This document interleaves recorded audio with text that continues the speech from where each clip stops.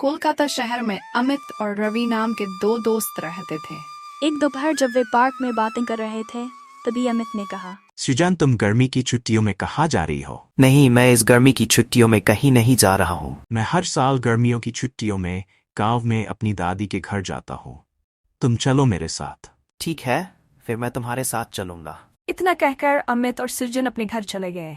अगली सुबह दोनों दोस्त कार में निकल गए। कुछ देर बाद वे अमित की मौसी के घर पहुंच गए। दोपहर को उन्होंने खाना खाया। खाने के बाद उसने अपनी दादी से कहा कि वह गांव में घूमने जाएगा।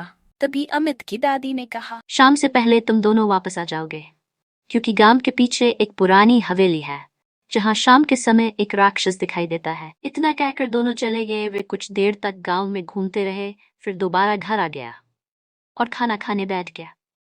सृजन, मैं सोच रहा हूँ कि पुराना महल में वास्तव में राक्षस है। मैं नहीं जाता। चलिए हवेली चलते हैं। ठीक है। वे जंगल के रास्ते से हवेली की ओर जाने लगे। कुछ देर बाद वे उस घर के सामने पहुंचे। हवेली बहुत पुरानी थी और हवेली का दरवाजा टूटा हुआ था। हमें अंदर जाकर देखना चाहिए कि क्या अब सचमुच राक्षस है। मुझे लगता है कि हमें यहाँ से निकल जाना चाहिए। मुझे ये पसंद नहीं है। लेकिन अमित ने उसकी एक न सुनी और दोनों अंदर चले गए।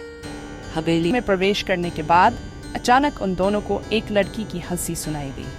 शोर सुनकर वे दोनों डर गए, लेकिन उन्होंने खुद पर काबू पा लिया। यह हमारे मन की भूल है। वे दोनों हवेली के एक कमरे में घुस गए और अंदर जाकर देखा तो सामने एक लड़की खड़ी थी जिसके लंबे बाल और लाल आंखें थीं। वह एक राक्षस था। सृजन चिल्लाया कि अमित भाग जाओ।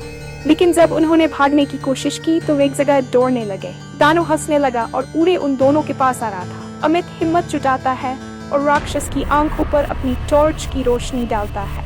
राक्षस एक पल के लिए शांत खड़ा रहा और फिर से उनकी ओर बढ़ने लगा।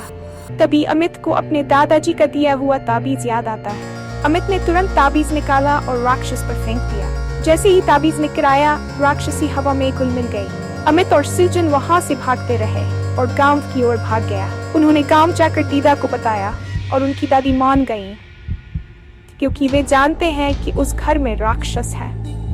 उस रात के बाद अमित और रवि ने फैसला किया कि वे उस हवेली में कभी नहीं जाएंगे।